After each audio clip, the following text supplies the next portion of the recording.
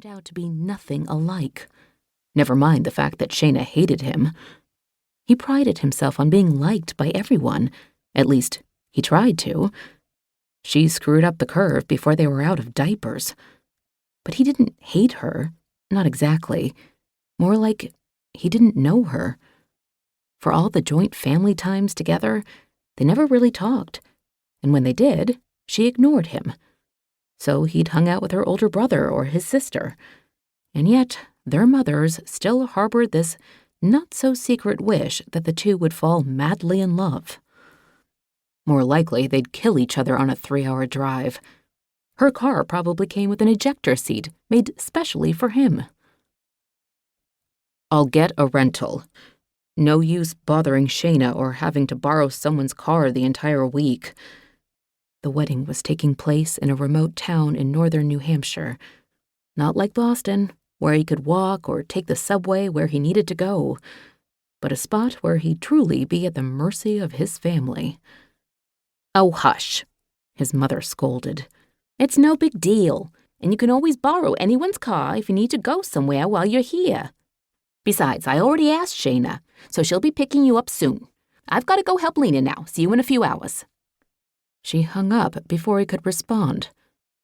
A sinking sensation filled in his gut. How could his mother have asked Shaina if she'd been on the phone with him the entire time? Something was definitely up. Worse, he didn't have Shaina's number. No way to warn her off or fix the situation. He'd been turned into a sitting duck, waiting for his archnemesis to arrive, by his own mother. And now he really didn't have time to call the dealership and get an expert opinion. Fuck. So much for a relaxing drive north where he could think about his latest work challenge and come up with different solutions. He'd just have to suck it up and ride with Shaina, because his mother had trapped him, and because his baby sister deserved for him to be at her wedding and play nice.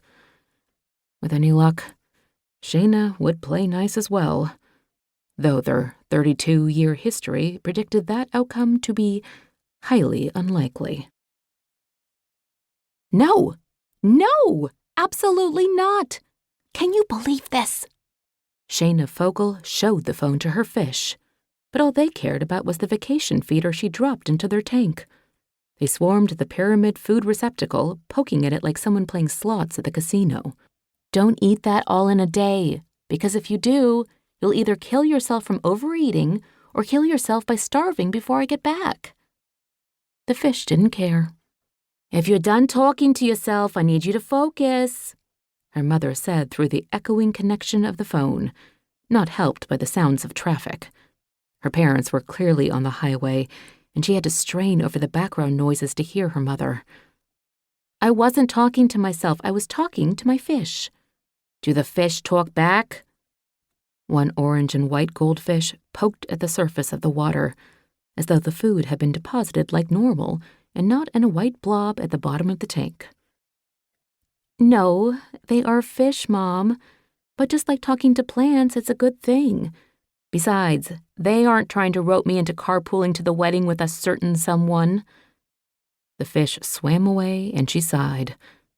Mark Goldman needed a ride. One she didn't want to give him because she'd been looking forward to the long ride by herself. Nothing but open road, her choice of music, and no mumbling, incoherent passengers. The relaxing trip a necessity before dealing with her overbearing family for a week. "You're the only one local not already on the road," her mother pointed out. "It's one trip. Someone else will bring him back." This wasn't a quick trip to the grocery store. This was a 3-hour out-of-state drive, not even close to the same thing. Can't he call a cab or get a rental or something? That's what she would have done. Ask for help?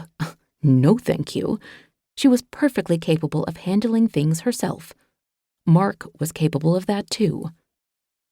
Her mother gasped. "Manners, young lady." Young lady? She was 32. "Why should he rent a car when we'll all be up together here? Besides, Carrie already told him you'll be..."